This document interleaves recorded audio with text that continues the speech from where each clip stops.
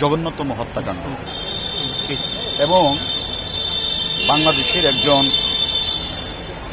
সংসদ সদস্যকে তারা অপহরণ করে ইন্ডিয়াতে এনে ইন্ডিয়ার মাটিতে তারা হত্যা করার জন্য যে নীল নকশা করেছে তার প্ল্যান তারা বাংলাদেশেই একাধিকবার করেছে।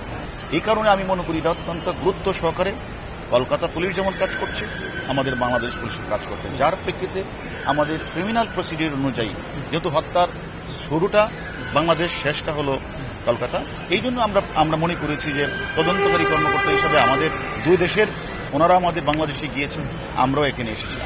আমাদের মধ্যে অনেক চমৎকার সম্পর্ক এবং আমরা একে অপরের সাথে কথা বলছি, অনেক দূর এগিয়েছি।